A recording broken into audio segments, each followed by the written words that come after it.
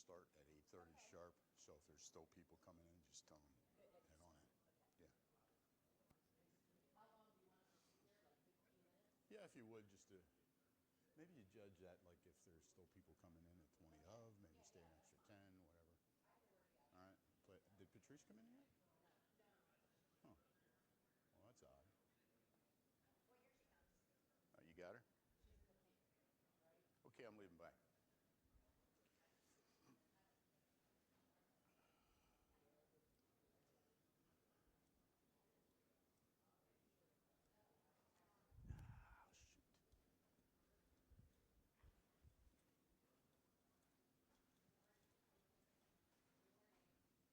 Good morning. You can head right in. Thank you so much. Hey, did Deacon Root log in? Deacon Root's not even on our list. Okay. Hi. Good morning.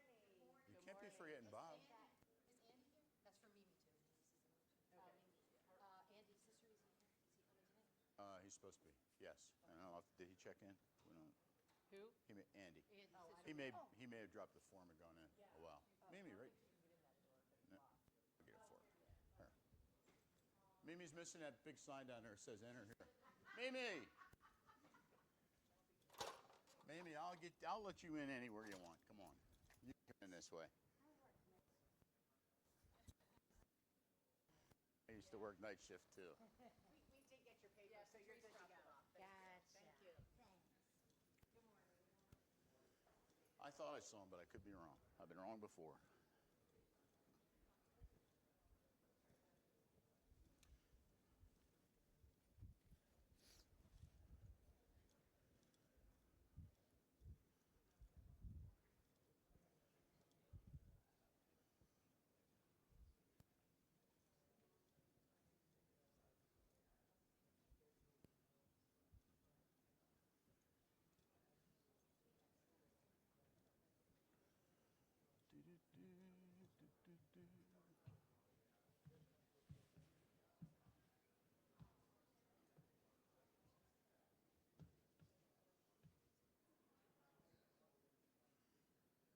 All right, guys, good morning. I want to get started on time so that I want to be respectful of your time and try to get you in and out of here as quickly as we can.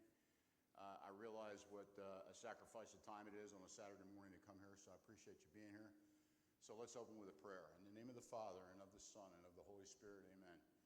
Lord, I thank you for these men and women who are willing to sacrifice their time and their energy for the children of our diocese. Watch over them, keep them safe, let them be successful in the formation of their athletes this season. Amen. In the name of the Father, and of the Son, and the Holy Spirit, amen. A couple of housekeeping items first. If we had to evacuate this room, these two exits on the sides lead to hallways which will take you out back. The exits in the back obviously will take you out to the auditorium and through to the parking lot. If you need to use restrooms, go out those doors, turn left. They're down in the lobby that way. God forbid if we should need an AED, there is one out to the lobby, turn right, and at the far wall, you'll find an AED unit, okay? Let's dive right on in, and let's bring up the schedule of events for this season.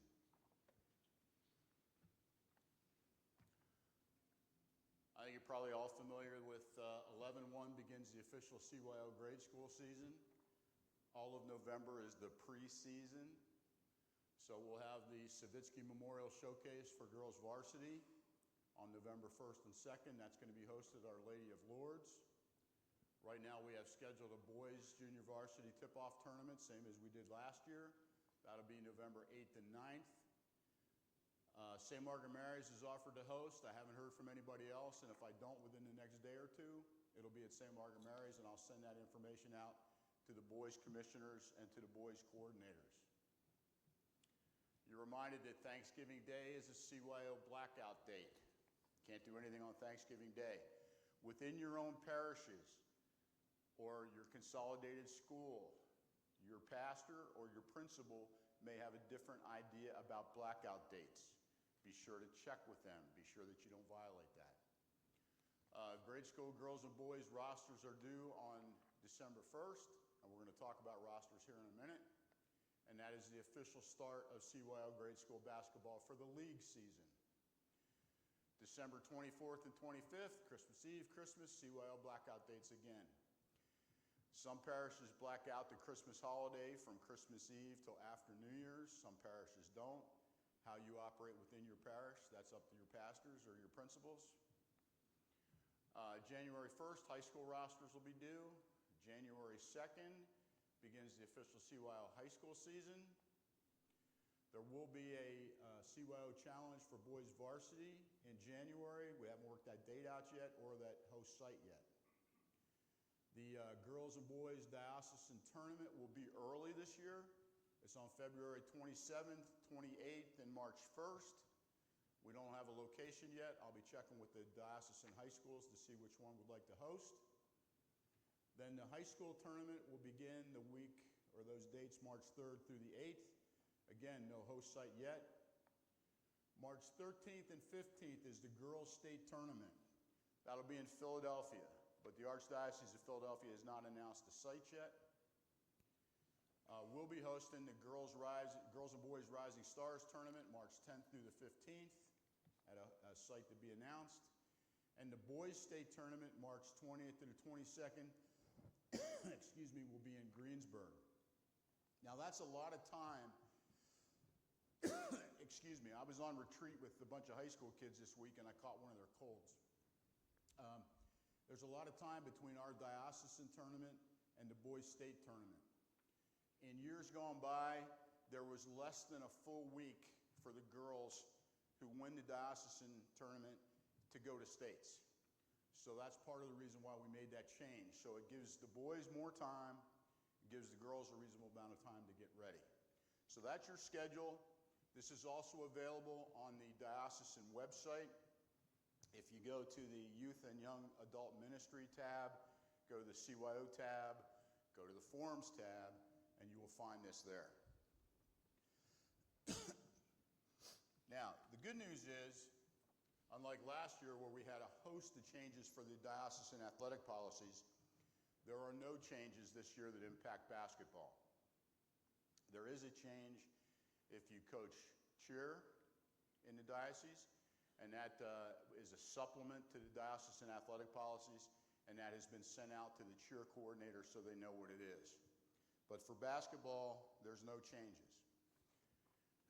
Now, having said that, those of you who did grade school or high school basketball last season know that for postseason play, we implemented a one-and-done rule for technical fouls.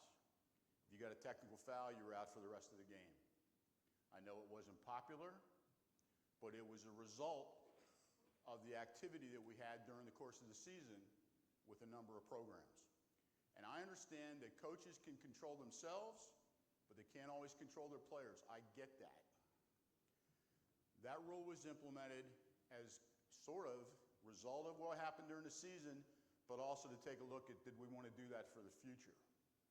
The decision was made at the diocesan level not to implement that with the league this year, but it will be in effect for preseason diocesan tournaments and postseason diocesan tournaments. So if St. Teresa hosts a tournament in November, that's not a diocesan tournament, the regular rule applies. I'm hosting the Savitsky tournament, the boys junior varsity tournament, those are one and dones. A child or coach gets a technical, they're out for that game. Part of the reason for doing that was, just as an example, I was at a postseason tournament game last season at Holy Name. There was a hard foul, 2 players fell to the floor. It wasn't an intentional foul, it was a hard foul. Both players land on the floor, and the one player reaches over and slugs the other player. Technical foul. Player comes out of the game, sits on the bench. In 5 minutes of real time, not game time, 5 minutes of real time, coach was sending that kid back to the table. Now, the officials knew the one-and-done rule was in effect, so she couldn't come back in the game. Coach had forgotten about it and was putting her in after 5 minutes. I would like to think that many of our coaches would not even consider putting the kid back in the game at that point in time who just hit another player, physically took her fist and hit another player. That's why we have to consider doing these rules, because some of us don't police ourselves very well. Now, I get that a technical foul can happen. I coached for a long time, so I know how it works. A referee gets a case, towards you and calls a technical foul, and you really didn't do much. Maybe calls a technical foul on a player, really didn't do much. I know that can happen. But we really have to legislate and rule make for those instances where the players are getting out of control, where the players are pushing somebody, hard fouls, pushing people into the wall off a layup, somebody getting hurt, those kind of things. Those are the things we have to legislate for. So during the regular season, normal rules in effect. Those are in your league bylaws. But preseason, postseason, one and done on the technicals.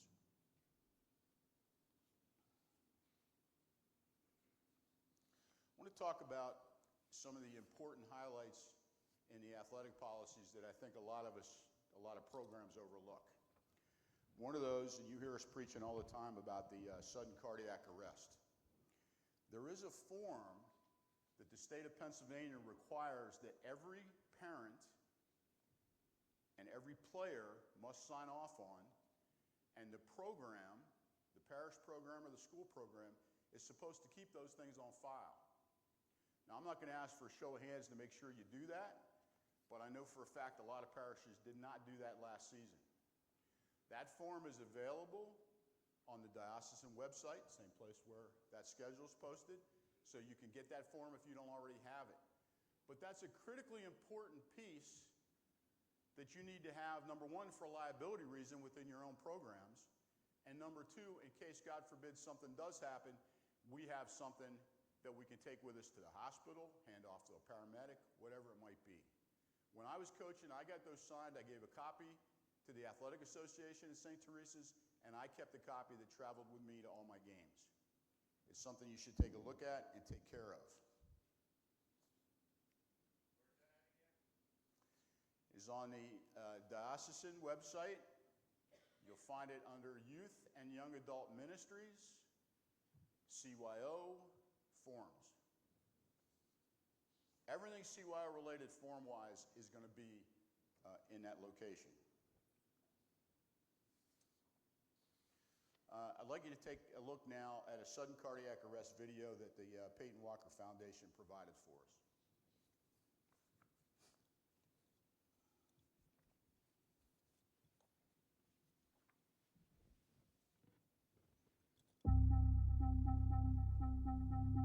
Sudden cardiac arrest is the leading cause of death on school campuses. It is the #1 killer of student athletes. It affects about 365,000 people annually in the United States, and only about 10% of people are going to survive. It can happen to anyone, at any time, at any place. You can do your part to help save a life. The chain of survival requires us to do 3 things. Number 1, call 911. Number 2, push hard and fast on the center of the chest. And number 3, as soon as an AED becomes available, apply the pads and shock. Listen to the AED, it'll walk you through exactly what to do.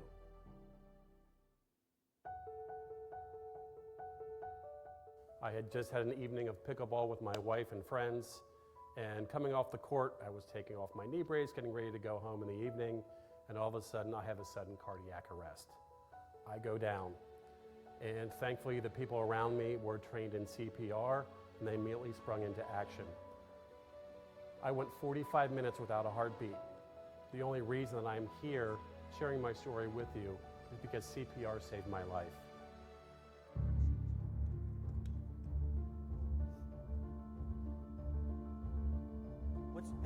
Hey, are you all right? Hey, someone call 911, get an AED. Hey, are you okay? Can you hear me? I can help you. Hey.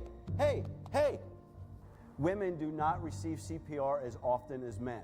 People are afraid to remove the clothes. If this is a woman, do not be afraid. Remove any clothes or undergarments. Okay, so we must remove the bra and any clothes. So we need to start CPR. Adult patient. touch the patient. Analyzing heart rhythm. Come on. Do not touch the patient. Analyzing heart rhythm. Come on. Come on. Shock advised. Everyone clear. Do not touch I'm the clear. patient. You're clear. Everyone Clear.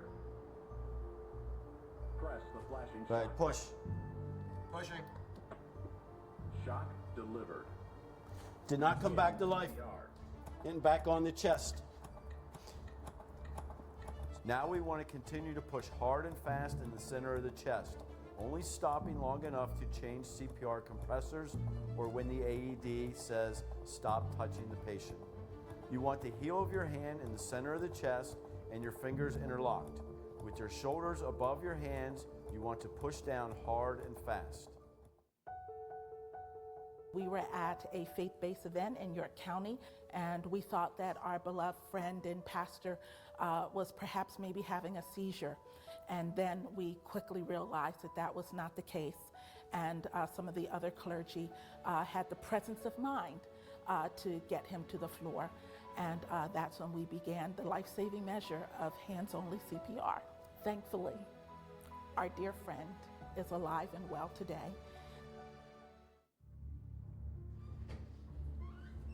Miss? Miss, are you okay? Miss, are you awake? Miss?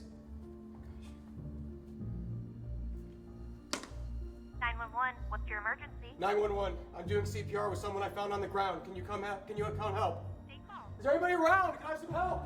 Can you check for a pulse? Oh my gosh, thank goodness. I'm doing CPR and I think we need an AED. Do you know where one is? Yeah, I'll go get it. Thank you.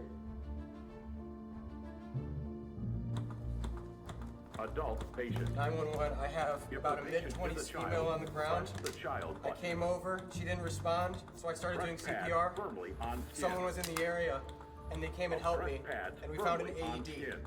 So they're putting it on right now while we still do CPR. Do not touch the patient. Analyzing heart rhythm. Do not touch the patient. Analyzing heart rhythm. Clear. Shock advised. All right, let's clear out. Do not touch the patient. Everyone clear. I'm clear. Okay, everyone's clear. You're clear. I'm Press clear. the flashing shock Okay, button. shocking. Shock's Shock delivered. delivered. Begin CPR. All right, 911, we just gave a shock with the AED, and I'm restarting CPR. Okay, I think I'm getting tired. I need to switch. Yeah, I'm ready whenever you're good. I'll count down to 1 from 3, okay? Okay, 3, 2, 1. got it. Thank you. And if you get tired, let me know. Okay. Finish strong, finish strong, finish strong. Hey, you okay? Hey, are you okay? Hey, you okay? You okay? Do you know where the AED is? Go get the AED. I'm gonna call 911.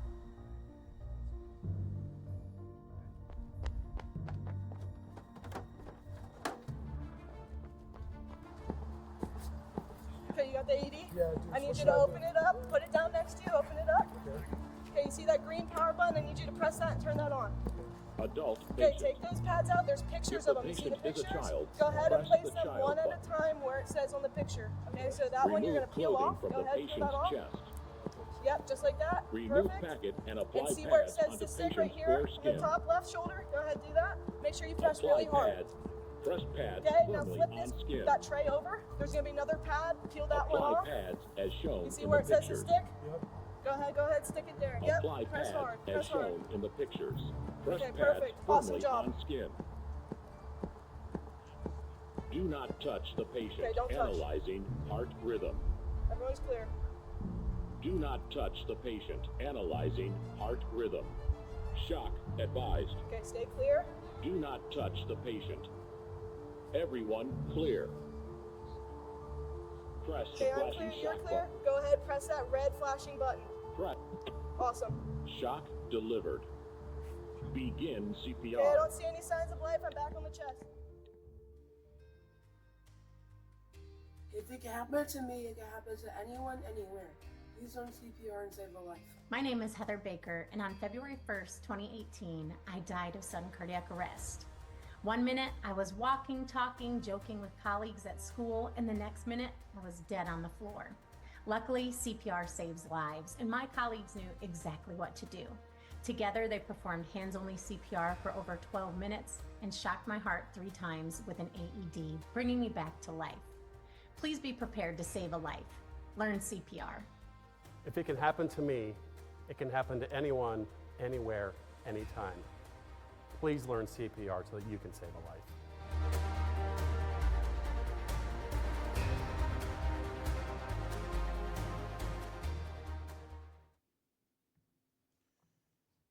Two parish programs have contacted me so far this year. Hold on, Jay. Two parish programs have contacted me. People come to us and their teeth are so bad that they all need to be extracted. They all need to be taken out and they need to get brand new teeth. But traditionally, the old way of doing this, it usually can take somewhere up to 10 months sometimes to get your permanent teeth. And Nuvia, what's so incredible is through over 10 years of research, development, a lot of work that went into making a system where we can give people permanent teeth in 24 hours after surgery. The patient comes in. Myself, as a restorative doctor, I take measurements for that patient. And the next day, the patient is able to have their permanent smile delivered. We have a very experienced team that does this day in and day out. I think it's easy to look at what Nuvia does as giving people teeth, but really it's so much more than that. We're giving people their life back. We're giving people their health back, their relationships back. It's such a blessing to be a part of an organization that does so much to change people's lives. 1, 2, 3. Yeah! 1, 2, 3.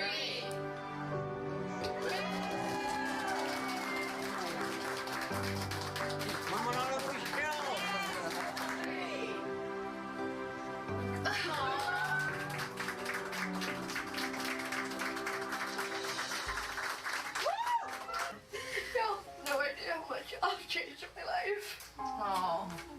Thank you so much.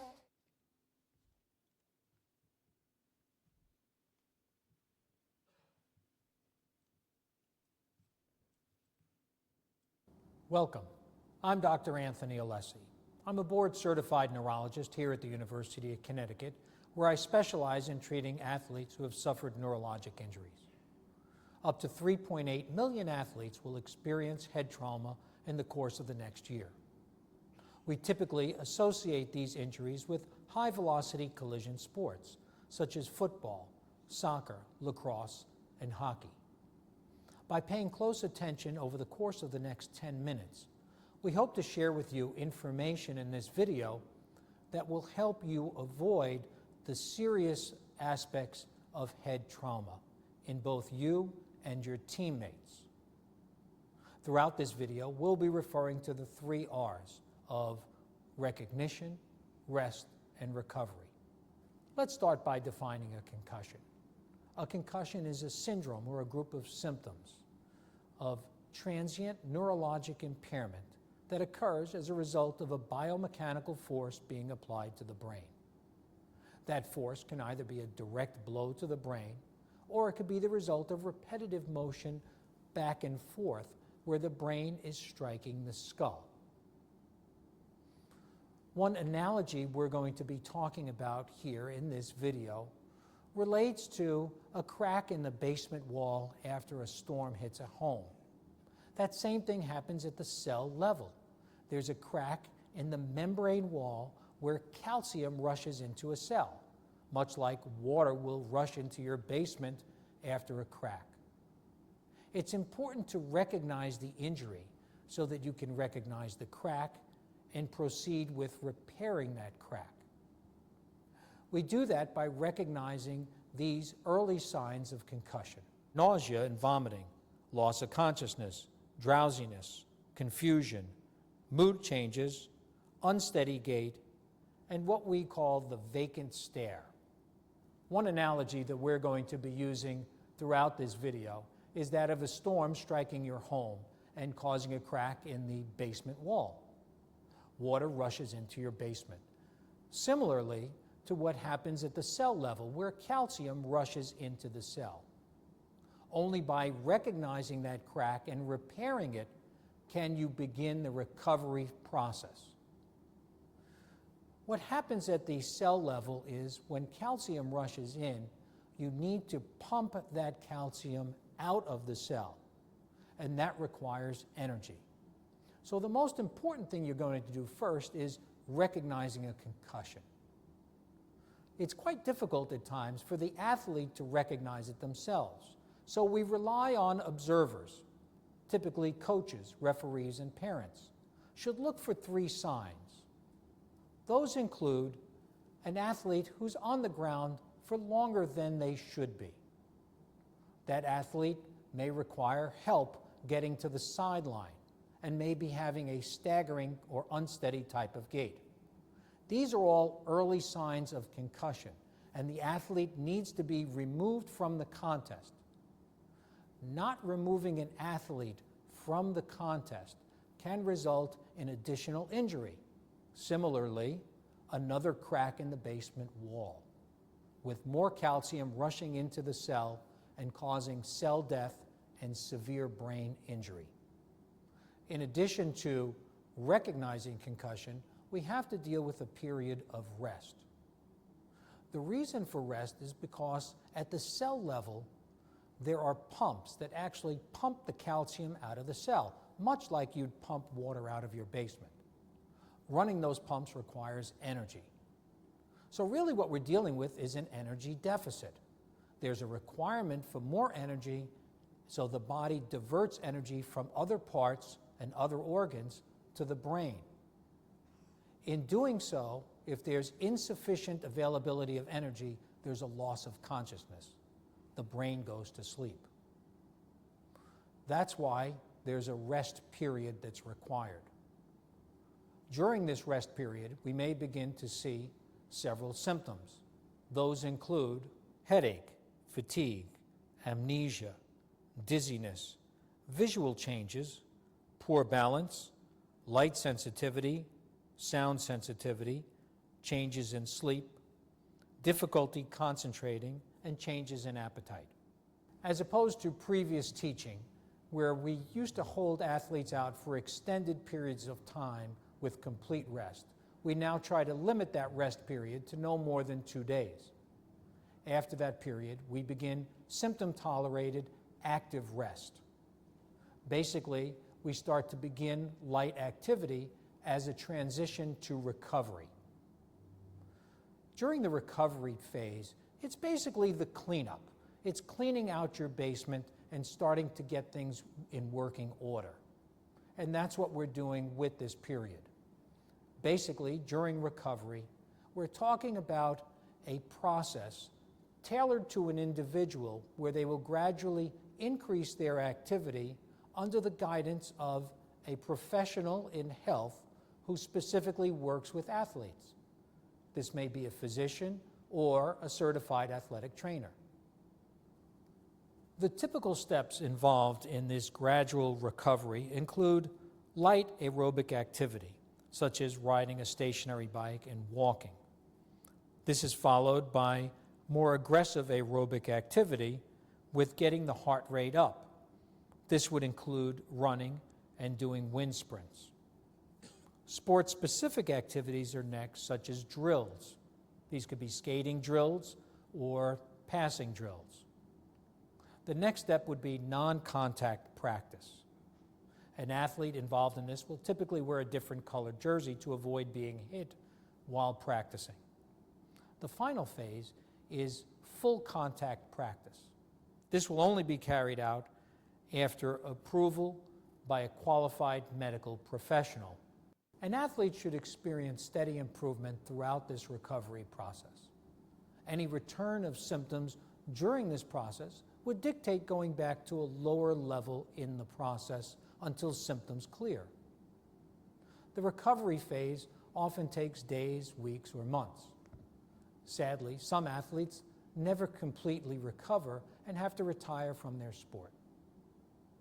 Throughout this video, we've referred to the 3 R's of recognition, rest, and recovery. Don't fall into the trap of ignoring these signs and symptoms for fear of losing your position on a team. Recognizing these signs and symptoms and getting medical care quickly will extend your athletic career.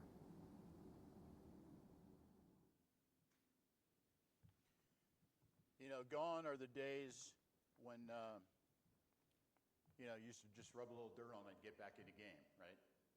So some of the most important takeaways there, I think, are if you have a player who strikes their head on the floor, another player, whatever it might be, bring them out of the game. Be sure that they're okay before they continue to play. And if there's any doubt in your mind, always err on the side of caution. The second most important thing, because we all know how some parents are, Johnny's okay, get him back. If they've gone out because of a concussion, don't let them come back to participate until you get a written note from a doctor saying they're cleared to play. That's to protect the child, it's to protect you as the coach, it's to protect your program from any potential liability. If you let them come back without a medical clearance, you expose yourself to those things. Any questions on concussions?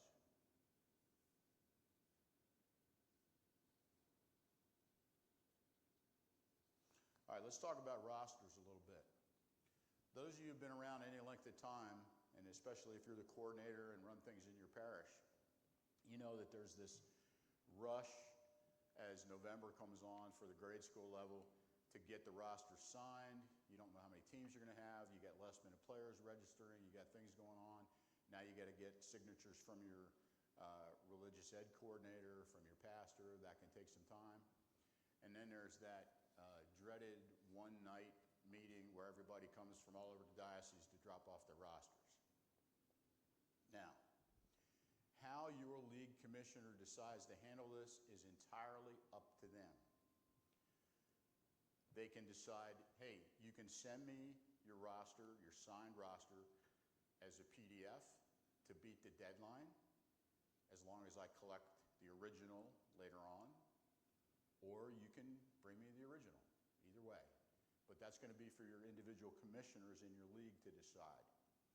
For your individual commissioners, I need to have a copy of the roster too, and I will accept the PDF copy from your commissioners, but it's key the commissioners have to have the original, because if any issues come up after the fact, I need to get with that commissioner, I need to see the original rosters, and we go from there. Questions on rosters? Get some later on, and happy to answer those as we go along. The grade school rosters, as we talked about, the cheer rosters, basketball and cheer, they're due by 12/1. The high school rosters due in by January 1. Clearances. The diocesan clearance is it's mandatory. That's just the way it is. Now, if your badge expired or you're a new coach and you don't have a badge yet, if you get a temporary badge from your parish, that's all well and good. That's why they have temporary badges, to allow the diocese the time to generate the regular badge. But every year there are some hard feelings because somebody comes to a game and they don't have their youth protection badge, but they expect to be able to sit on the bench and coach. They expect to go in the locker room at halftime or pregame or afterwards, and that's a violation. We can't do that. As adults, we got to protect our other adults from themselves sometimes by saying, hey, listen, I'm sorry you forgot your badge, but you can't coach today. You can't be in the locker room. That's the way it is. Those are the rules. And last year, there were a couple of instances where coaches wanted to go ahead and coach without the clearance. And I know that people roll their eyes and get all mad at me when I call them out, and I know some of the commissioners have had the same experience, or a game manager has had that experience. Those are the rules. And if your program gets caught violating those rules, there's ramifications for the coach without a badge, and there's potential ramifications for the program that allowed it. And nobody wants to go there. Now listen, I'm as forgetful as anybody. I have forgotten my badge in the other car and driven to a game and I don't have my badge. Quick call, to my wife, hey, grab that badge and get it over here, I need it. But if if you show up without the badge, understand that's the consequence. You just can't coach, all right? Please be aware, there haven't been as many this year. There were a lot last year where part of the registration process, I ask for your badge number because that has to be run by the diocese, and I ask for the expiration date on the badge, which I get 90% of the time, but sometimes people don't send that in. Then the diocese double checks it. But last year, I probably had 25 or 30 coaches whose badge was going to expire during the course of the season. And it can take a while to get that badge. So if your badge, if you check it, there aren't as many this year, but there are a couple. If your badge expires during the course of this season, I'd be working on renewing that now so you have it. Mine's going to expire in April, and I'll be working on mine here shortly to get mine renewed so I don't have to worry about what's going to happen later in March, going into April and getting into track and everything else. I want to make sure mine's squared away because I have the same obligation you do. And we have an obligation to display them and to wear them. And if you look at the fine print in the rules, it says you cannot clip it on your belt or your pocket and wear it below your waist. It's supposed to be above your waist. Capish? We're all good? I don't have to, go ahead.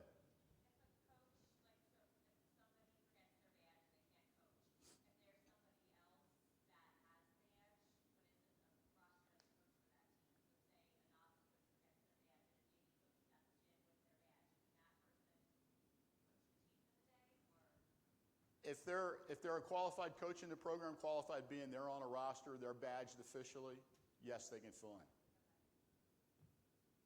Now we have, as an example, like there are game managers who aren't coaches, and they'll have a badge, they can't coach. They should not be coaching. But a novice coach filling in for JV or vice versa or whatever that might be, that's fine. We're not trying to ruin the game for the kids. We're just trying to make sure that we live up to these rules. Because what I always have in the back of my head is that sooner or later, somebody from the diocese is going to come to a game to spot check us, and I don't want anybody getting jammed up. Because if you get jammed up, then the next person getting jammed up is going to be me. All right? So, need to avoid that. And this issue came up with two different people last year. I want to address that a little bit. We had two people that applied for badges, wanted to coach in the programs in their respective parishes because they wanted to coach their kids. And the background check triggered something from years ago that the powers that be at the diocese decided we're not going to allow this person to coach.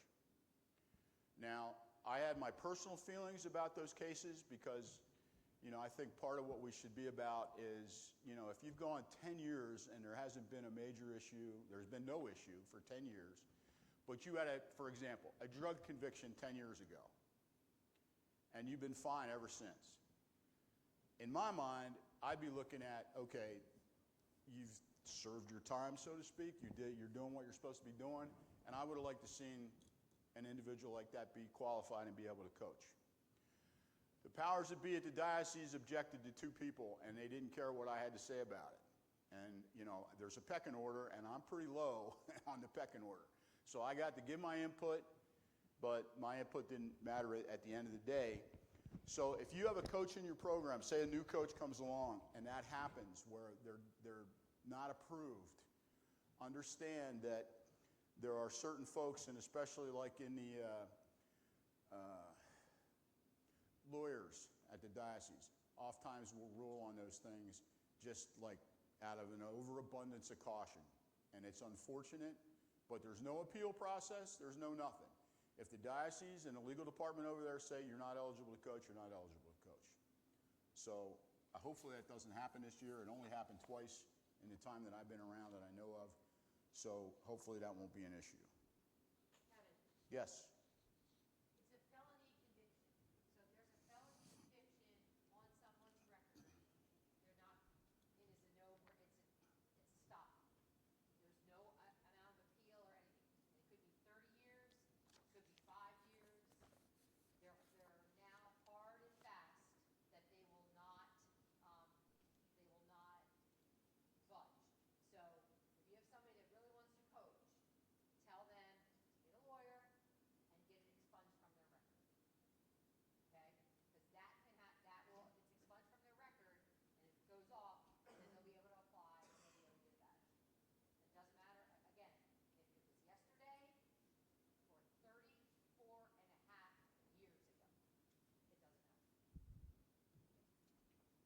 Thanks, Patrice.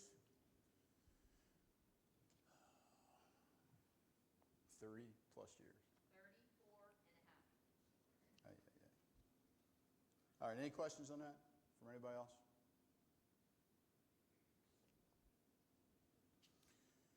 All right, here's a subject near and dear to my heart that doesn't mean anything to most of you. NAV payments. NAV is the acronym for the Diocesan Financial Accounting Department, or process. And back in the day before last year, when the leagues had their own checking accounts, the leagues handled their own money. And the leagues did a fine job. And if I had my druthers, the leagues would still be handling their own money. But I'm not king. So a year or so ago, maybe a year and a half ago, the decision was made by the diocese that the leagues had to close their checking account, transfer their money to the diocese, and the diocese would keep it on hand, just like they do for your athletic associations who have accounts at the diocese, and that all the payments would have to move in and out through the NAV system. So what does that mean? The initial impact was with referees. We are not allowed to pay referees by cash with one exception. You guys pay by cash? And Our Lady of the Cross? You referees? You pay them by check? Okay.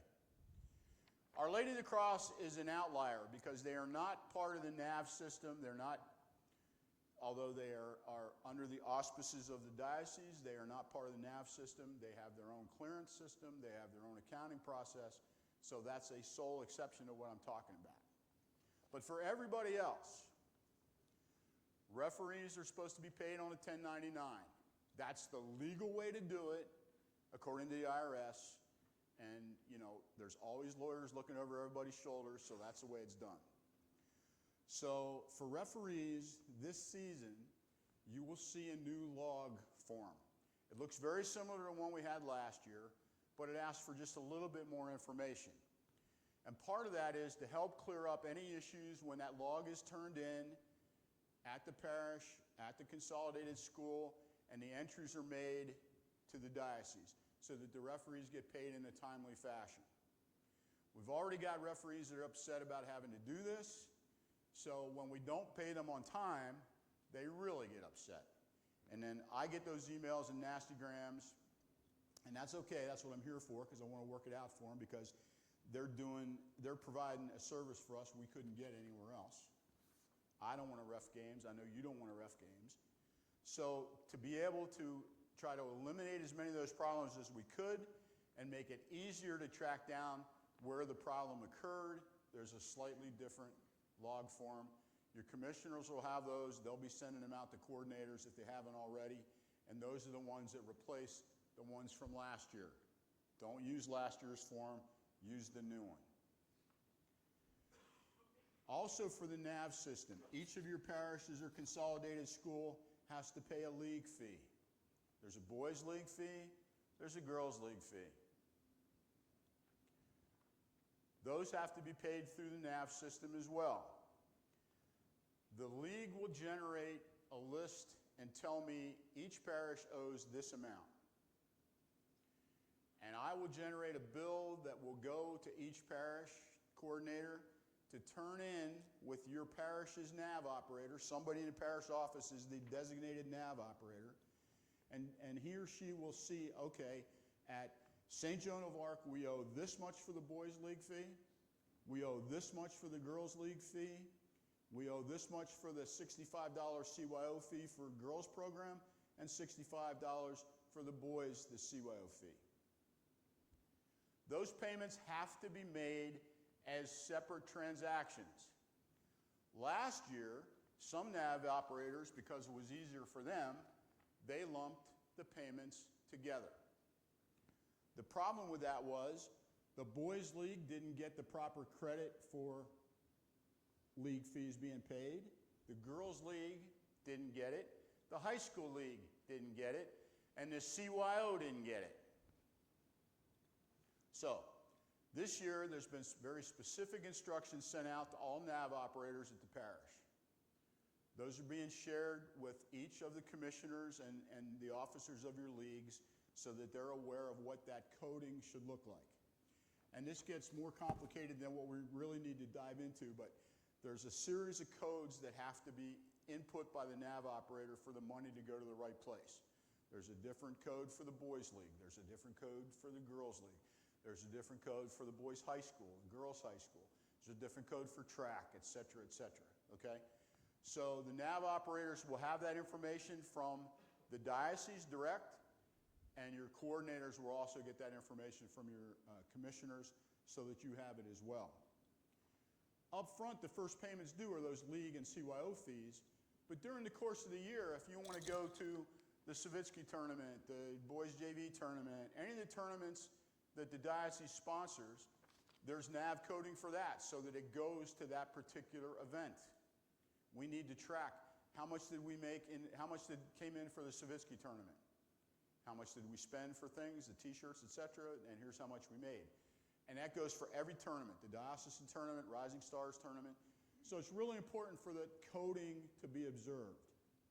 Now, the diocese fortunately has made it a whole lot easier. I never had access on the back end of all this to be able to see who was making payments. They've made a change, and now I'll be able to track that, so I'll know who paid what to whom and which account and all that good stuff, and hopefully this won't be a problem. And like I said, it really doesn't affect most people in this room, but it can affect your parish, and if the leagues don't get the right amount of money, then they don't have what they need to operate off of, and they should have it. So we're going to work real hard to get that fixed. Within your parish, how many coordinators are here? All right, within your parish, if you run into a problem with your nav operator, some kind of pushback, because some nav operators are not happy about all this, but that's just the way it is, let me know, because then I can run a little bit of interference with the diocese about that. Any questions on referee payments? It should be the game manager at the site who's taking care of that. And I know that if, maybe on a Saturday you've got 6 games in a row. So you might have 4 different game managers take care of that. It's important that everybody's filling that log out the same way and accounting for it the same way.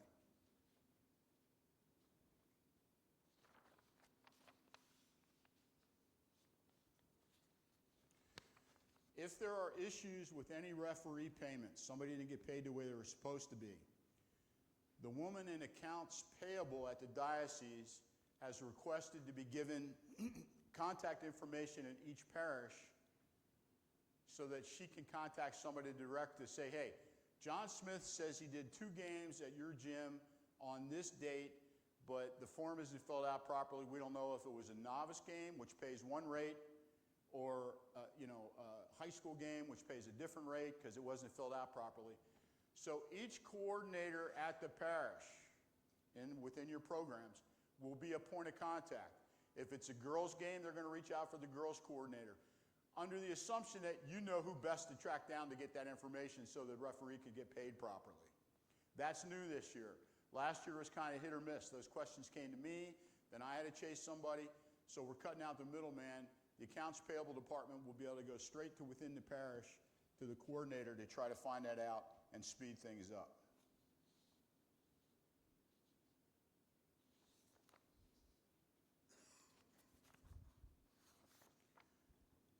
All right, I was going to take a break. If you need to use the restroom, feel free to step out, come back. I'm not going to take a formal break. It takes too long.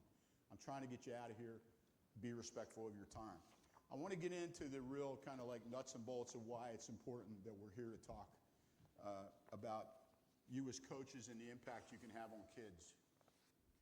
If you coach at the high school or varsity levels, varsity grade school levels, I would suggest to you that you have more face time with your players than many of their parents do. If you practice 5 or 6 hours a week, you're in front of that player 5 or 6 hours every week, and I will guarantee you most parents don't get that kind of time face-to-face with their kids. We're all busy. They're all running here, there, and everywhere. We barely have time to sit down as families to eat dinner together. Kids got homework, kids got this, kids got that. We are in a position to have a tremendous influence on the kids that we coach. And if all we do is teach them X's and O's, we are not meeting the obligation that we should meet as coaches in a Catholic program.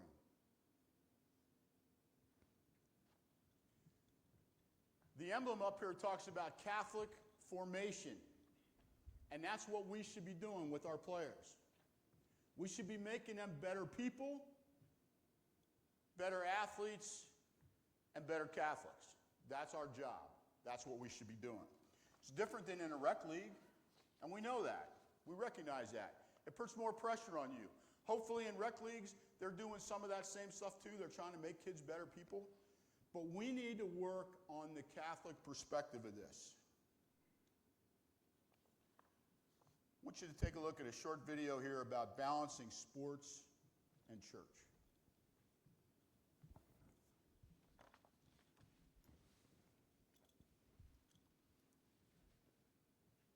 If you believe that your number one priority and job is to be in service to others, then you're perfectly in line with Jesus Christ.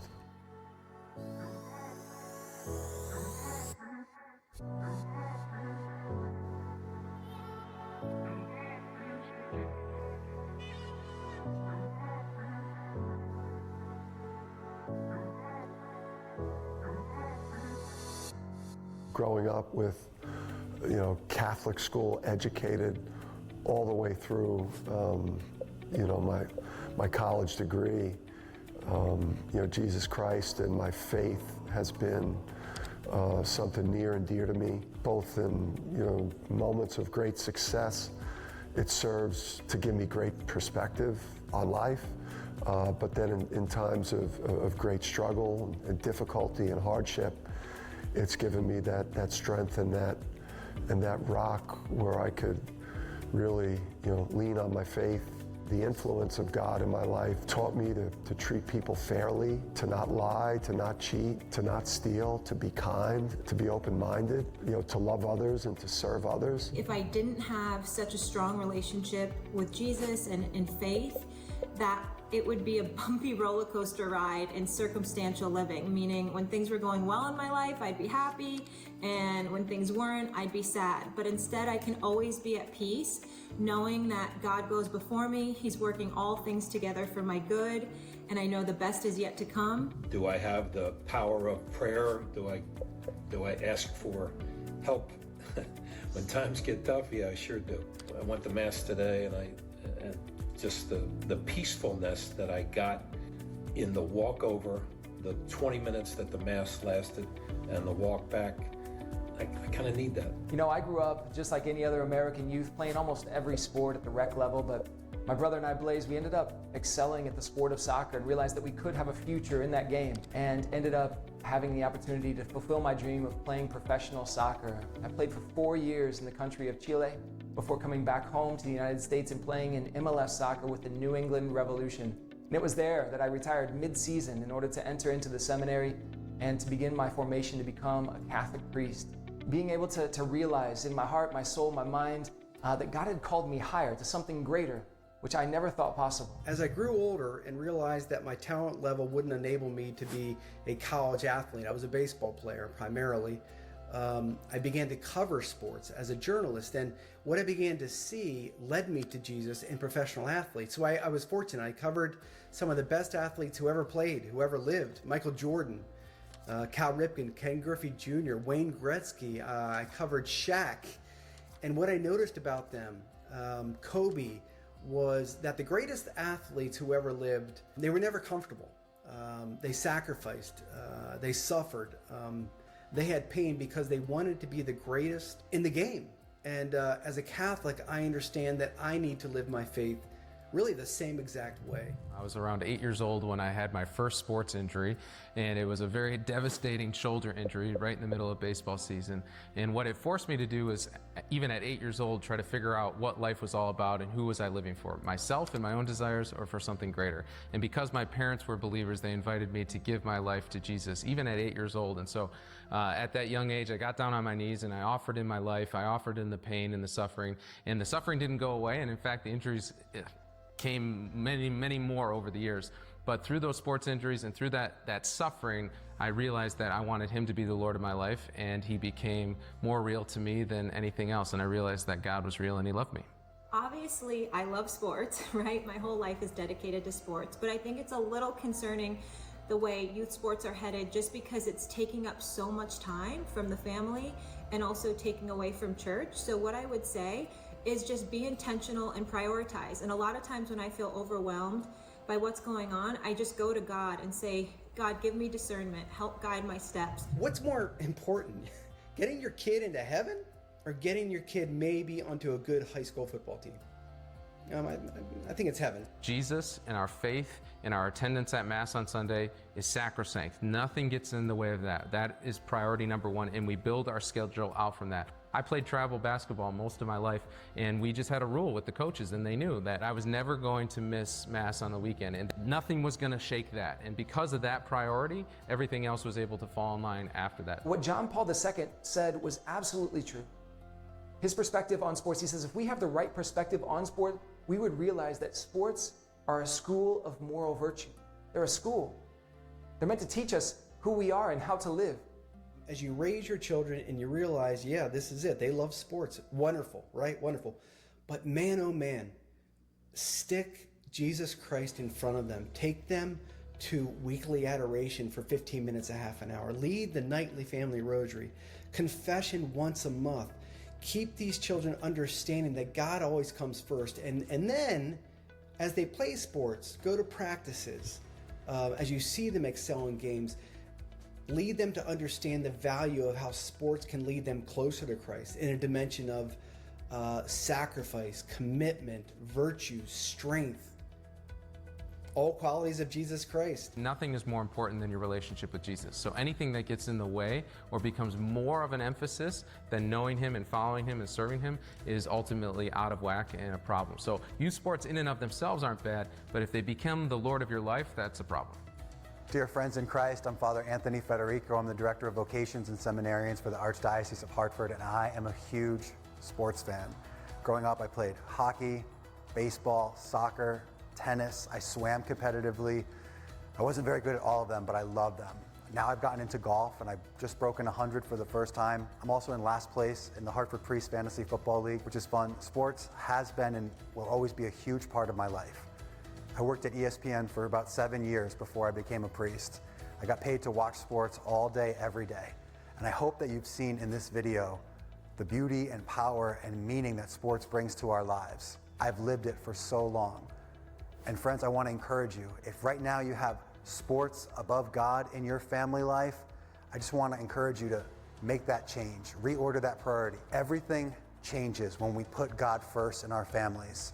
Parents, I love you, I support you. I think it's so beautiful what you're doing for your kids, how you're raising them in this world today. I know that you parents want the best for your kids. I know you would do anything for your kids. You want the best of schools and nutrition and education. You want the best for their mental health and their physical health. Parents, I know you would do anything for your kids, so give them the best gift ever, which is putting them in a personal relationship with Jesus Christ. Sports are awesome, but they do not fulfill us on the level of our being. They are not the source of our identity. And when we don't go to Mass on Sunday, we're teaching our kids that God is optional, that we don't need God to be happy, and parents, nothing could be further from the truth.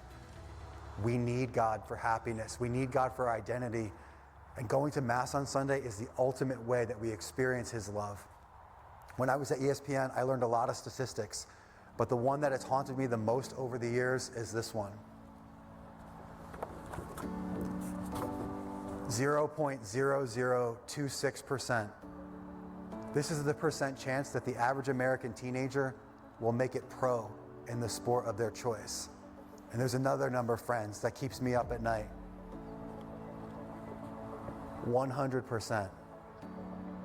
This is the percent chance that the average American teenager will stand before God someday and answer for the lives that we've lived. Each of us is going to go home to God someday and stand in judgment. And so on Sunday mornings, we have to decide which of these two numbers we're going to put our faith in. The minuscule chance that we become a pro athlete in our chosen sport, or the guaranteed chance that we're going to have to answer for the lives that we've lived and where we were on Sunday mornings. Because friends, even if we become that 1 in a million that makes it pro, we're still going to go home to God someday and answer for the lives that we've lived. I hope this video has really helped you and encouraged you. And now I want to turn it over to someone who's lived it herself, a mom who has gone through the gauntlet of sports and faith and has come out on the other side. Please meet Jen Shyman. Making time for your faith will not hurt your child's athletic potential. Never seen it happen. Most coaches totally get it and will support your faith. And if they don't, that's okay. You're there to plant the seed. Let me tell you, when your girls come home from college and ask what mass you're going to, and you all go as a family, almost on time, and you're holding hands during the Our Father, saying the sign of peace, and surrounded by your community and friends and the love of God, there's nothing like it. My super short mom advice would be this: enjoy sports, enjoy the whole ride, it's so fun, but love and guard your faith.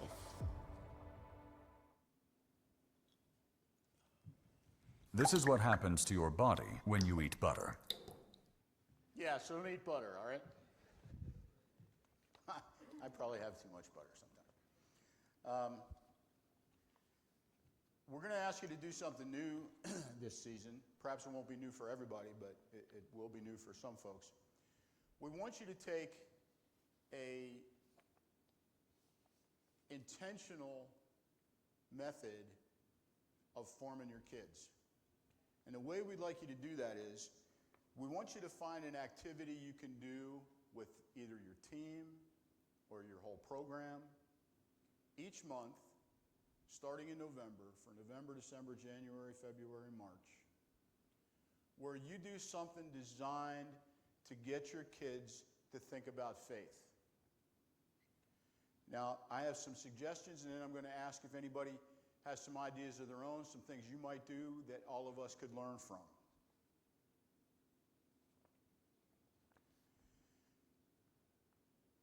Every program hands out uniforms every year. There's an opportunity with your older kids, the high school kids, the varsity 7th and 8th grade kids that are more mature, to use the uniform distribution as an opportunity to create a very special moment for your kids. It's something called Uniforms with Dads. It can be dad, granddad, uncle, any significant male in the child's life. And rather than just do what everybody always does, hand out the uniforms and away you go, you set aside an hour and you bring in those dads or granddads, whoever it might be, with the players, and you give that adult an opportunity to give the child their uniform and to take a few minutes to say something special to that child. Now, that can be really uncomfortable for some men. Some men struggle with that. But I have seen over and over in my coaching career so many special moments between that adult and that child. It is worth the hour of time that it takes to do it. And it is very special. And it can be one of the things that you decide to implement in your program that you can reach your kids. Other suggestions: you can take your kids as a team to reconciliation.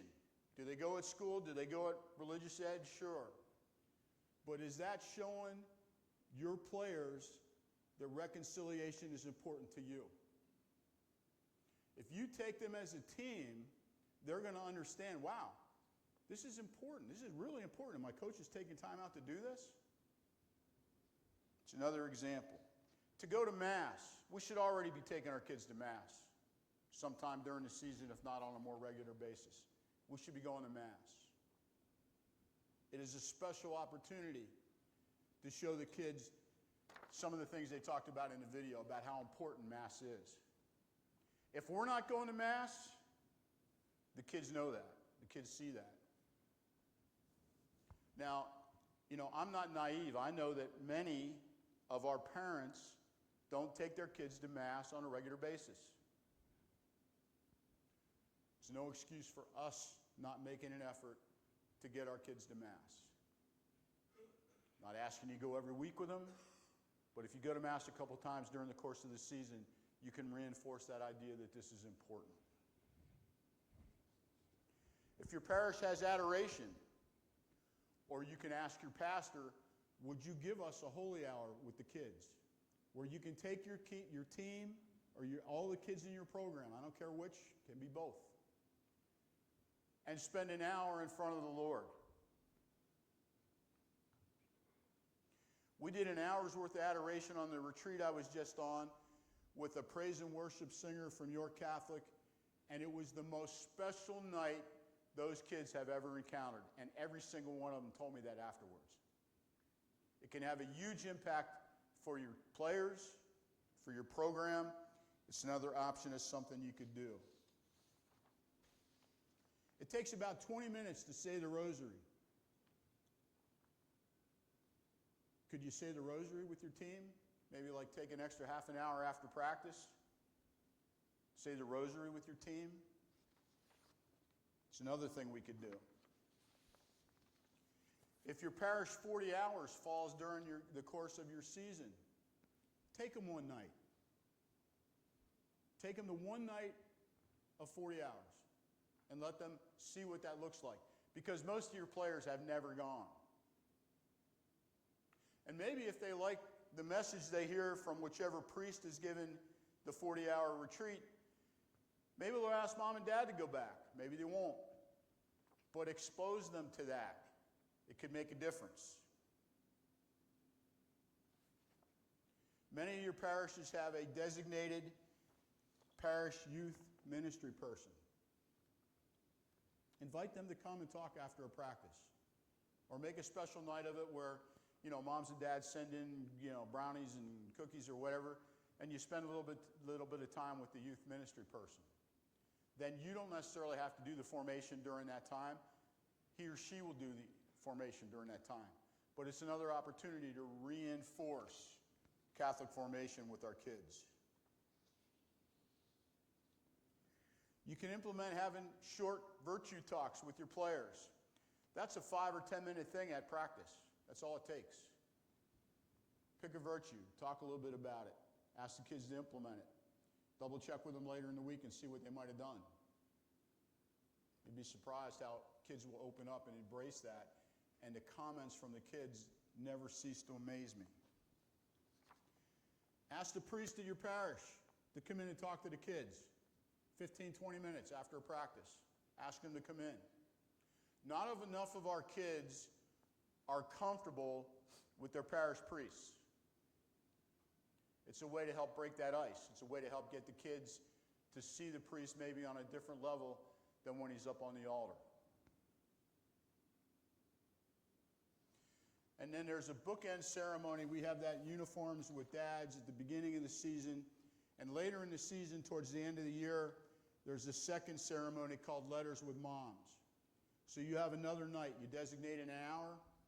You invite mom, grandmom, aunt, some other significant woman in a child's life. And the players write a letter to that person. It's their opportunity to thank them for something specific. It's their opportunity to express their feelings. It's the opportunity in writing to say, I love you.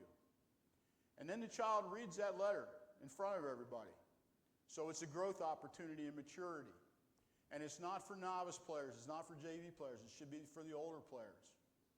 But again, it is a very special event. And I have adults who went through that program at St. Teresa's who still tell me it was one of the favorite things they did when they were playing for me. Now, what kind of things do you do in your parish to encourage formation already? What kind of things are you doing? Come on, I know you're doing something somewhere. Go ahead. And every practice with a prayer. Does the coach lead it or you let the players lead it? Nice. You make them rotate? Good deal. That's a good thing to do. Get the kids used to praying out loud. Who else? Go ahead.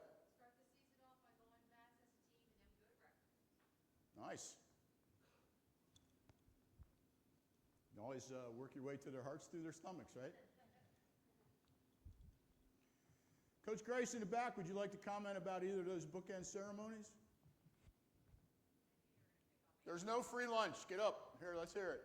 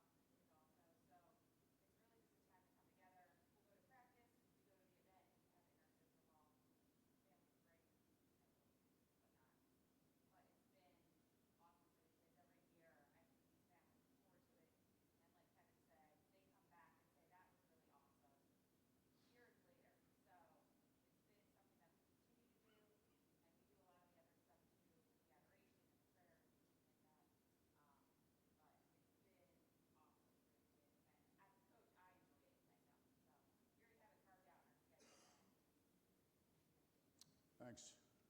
What else do you do in your parish that you could share with everybody that we could try to adopt? Go ahead. We have a prayer service in the season for all boys and girls CYO team and our high school team. Our deacon does it, and in that prayer service, he has his special will. He anoints their hands. Nice. That is a great. That's a. We're Catholics. It's always some kind of food with the event. That's good. That's good.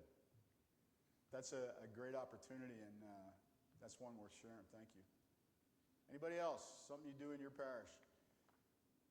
Coach Jay.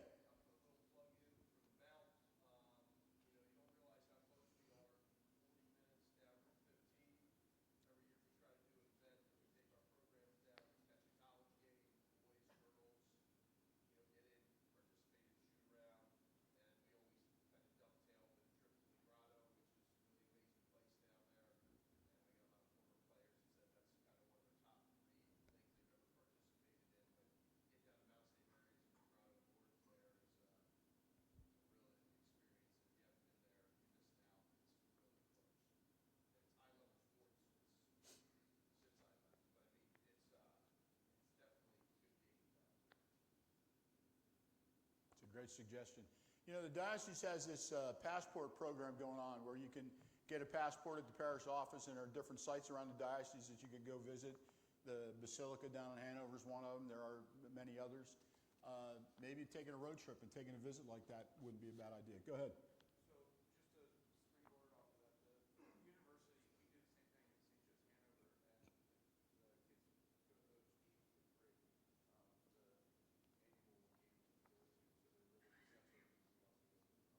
Nice.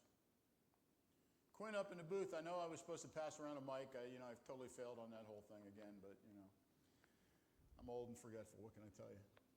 Listen, there are a million different ways to reach your kids. What I'm going to ask you to do through your coordinators is to kind of track what you do, month to month. It can be just as short as, prayed after practice, went to Mass on the 12th, whatever it might be. Ask your coordinator to send that to me. I'm not spot checking people to say, oh, you didn't do it, you have to do this. I'm just looking for how successful are we at picking it up, and what are people doing, because there may be other things that you think of along the way that you decide to do, and we can share those ideas too. Because it's really about helping form the kids. Now, along those same lines, I want to talk about behavior.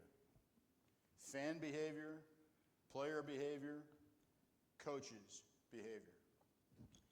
If coaches lose their cool, if coaches spend 10 minutes bitching at the official about a call they didn't like, why would we be surprised when players question calls?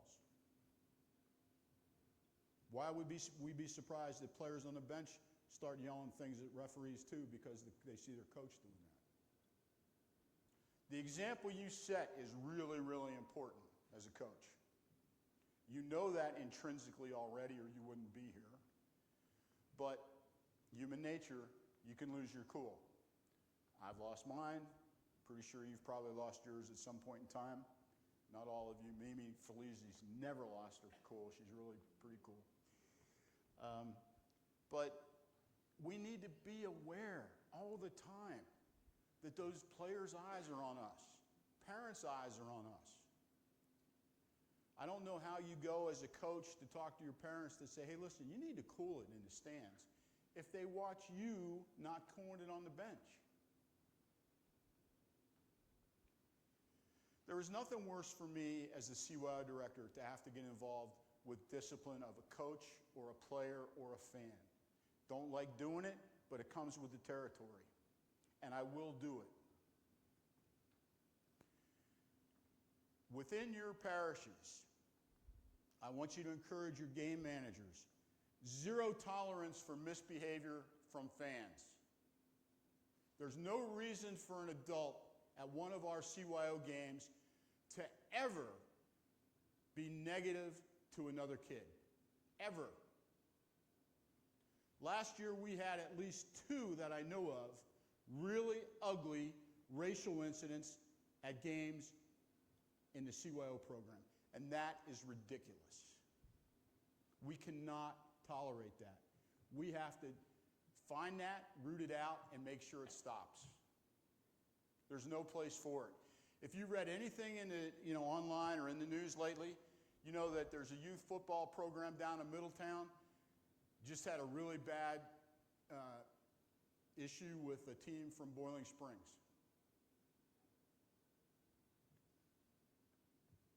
Terrible racial things. Terrible. There's no place for it. Last year there was actually a fist fight at one of our parishes after a game between 2 adults. There's no place for it.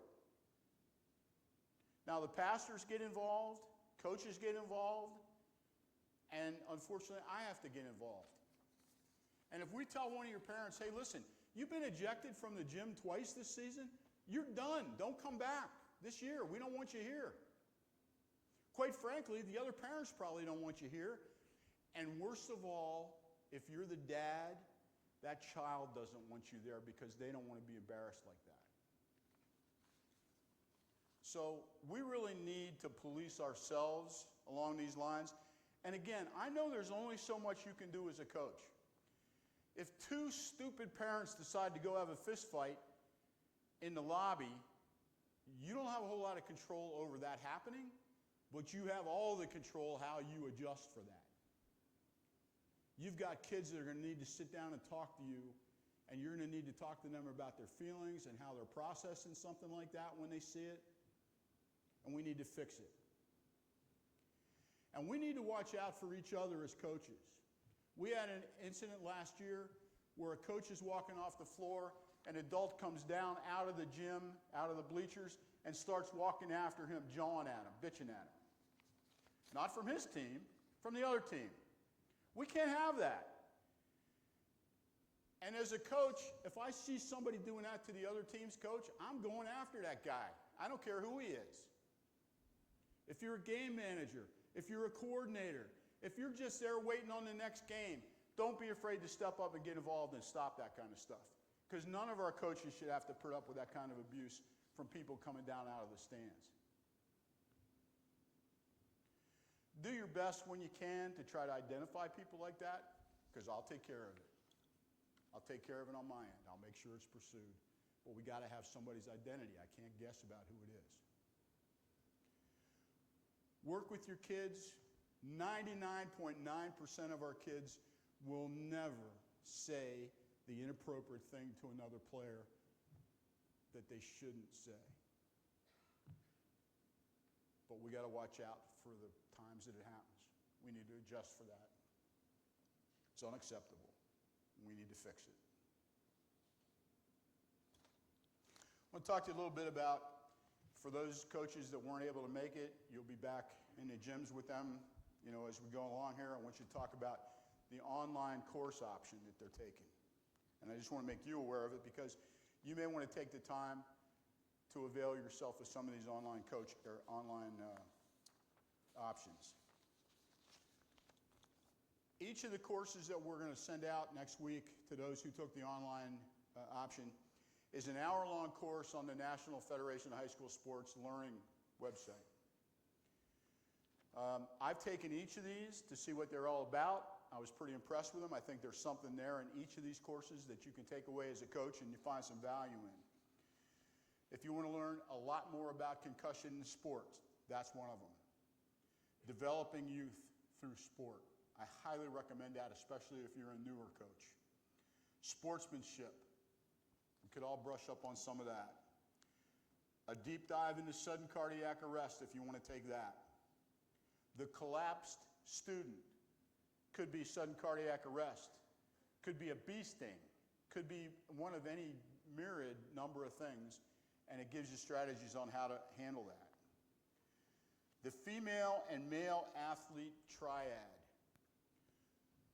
The whole psychology of sports, the pressure that some parents put on a child, the pressure that their peers put on a child, the pressure that we as coaches can put on a child. The impacts of those are reviewed in that course, and you'll get some strategies on how to avoid that problem as a coach and how to address those kind of problems if it's coming from a parent or other players. And the last one is protecting students from abuse. It'll give you some strategies about how to watch out for a player who might be being abused at home or by other players or on the street or at school, and ways you can help that player. Those are the online courses. Those coaches who weren't here, they only have to select one of them. They can take as many of them as they want. You certainly should feel free to take one if you so like. I'd ask you to talk to your coaches who weren't here about the things we talked about today. I will send out some brief notes to recap what I've talked about, especially the formation piece. But I would appreciate it if you would take the time to talk to them as well, especially if you're buying into what we're doing, especially if you're buying into what we're saying.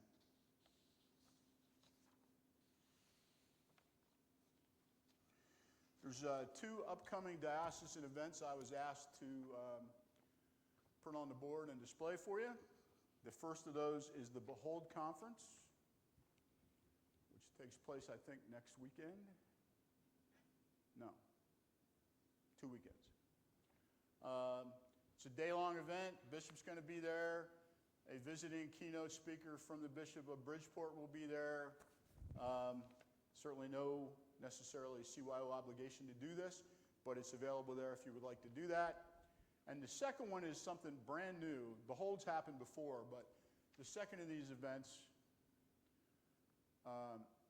this is a really cool idea, I think. Zach Haney is sponsoring this.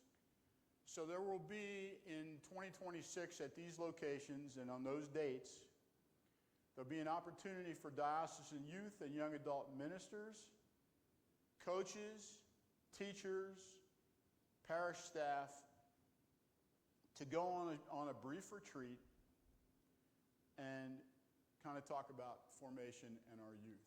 I would highly recommend, I've seen the notes for this. I plan on attending myself.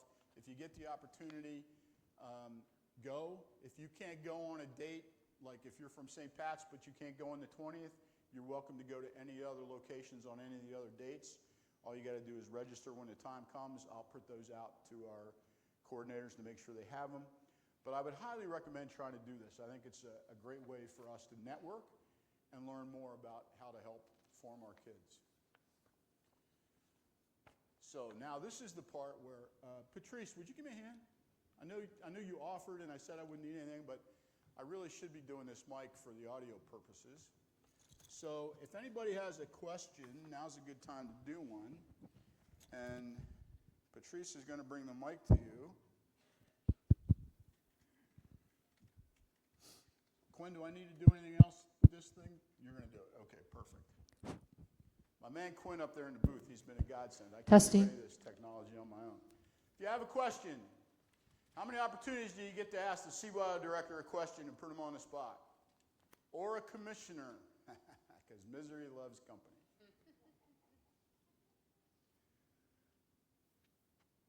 No one? We're going to, down here. We're going to do karaoke if you don't have questions, so think about it. And everybody's going to get a turn in the barrel.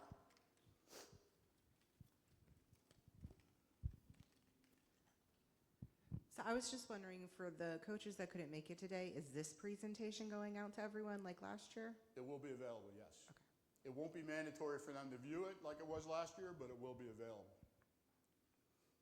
Good question. Other questions? Patrice, while you're waiting on another question, anything you want to say as girls commissioner? Thank you. That's all. Wow.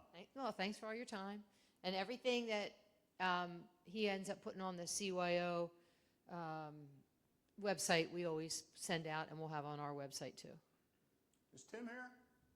Tim Collins? There you are. Anything you'd like to say as boys commissioner? Here comes the microphone.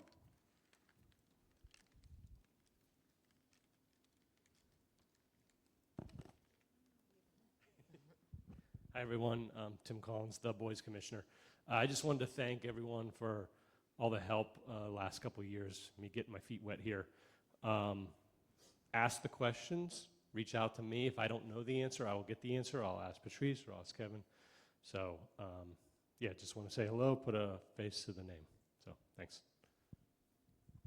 Paul Bond, anything you want to say as high school commissioner? I will duplicate Patrice's thank you for all of the help that y'all give us every year. It's not easy, but keep the faith. Patrice, there's a question behind you.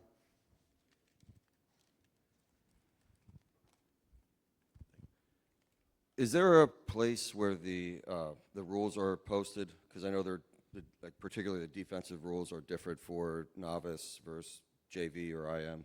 Yes, you'll find rules in two different places. One, the diocesan athletic policies are on our website under that same place where all the other forms are. You can find it there.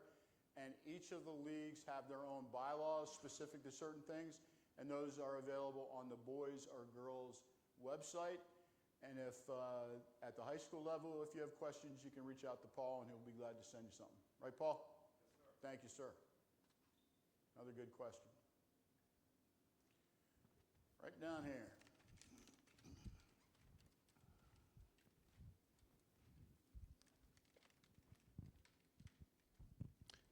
I wasn't sure if I was going to ask this, but I'll ask it. We have a smaller program. Our 7th and 8th grade boys this year is not large enough of a group, so we've farmed out most of them to other local teams. One of them doesn't have the ability to travel. He's a 7th grader, not particularly skilled. Is there any opportunity to consider wanting to keep him playing basketball to play on our JV team, or is that just a non-starter? I don't think the bylaws or the athletic policies allow a 7th grader on the JV team. I did read that. Unfortunate. Yeah, I just want to make sure. I think the place this is coming from is next year those 8th graders will have a St. Joe's Hanover team to play on because there's enough 6th graders to come up to play on that varsity level, and just one kid in particular that I'm thinking of that I just want to make sure he stays involved in basketball. That may not be able to happen, and just wanted to ask the question. Gotcha. Other questions? Yes, ma'am, over here.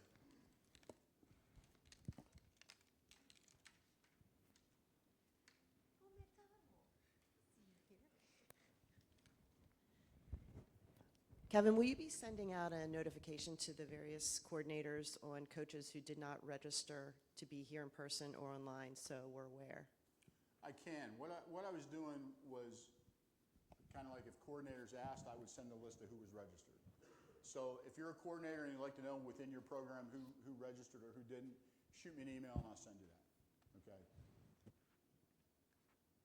Question behind. Patrice, thanks for running. Kevin, have you decided on what the elevated requirement's going to be for late registrants? Oh, you know, I was angry when I sent that. I shouldn't send things when I'm angry, you know. It might not be a bad idea for like brand new coaches to maybe take a look at 2 of those online courses. It's only 2 hours. They could do it in 2 different sittings, if you will. The way those online courses work, it's the kind you can't speed ahead, like you watch for 10 minutes and then there are a couple questions you have to answer and then you get another segment and so on and so forth. What she's referring to, if you don't know, is that I was upset because the registrations were coming in really slow and I thought I was going to be here by myself. And so I sent something out to the commissioners and said, get these people to register, and if they don't register, then I'm going to make them do something, stand on one leg or something. I don't know. But I've calmed down since, and cooler heads will prevail. Other questions? All right, I started out thanking you all for the time you put in. I want to specifically recognize our 3 commissioners, Paul and Tim and Patrice.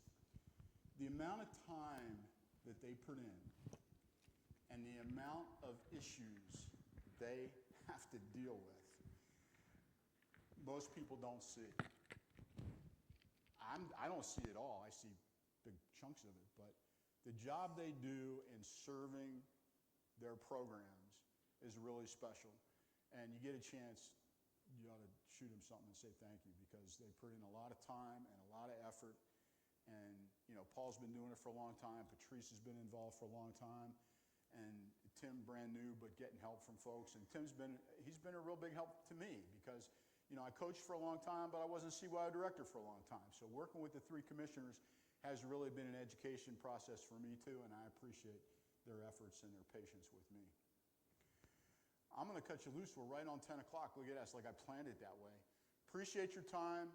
I wish you all great seasons this year, and let's form those kids, all right?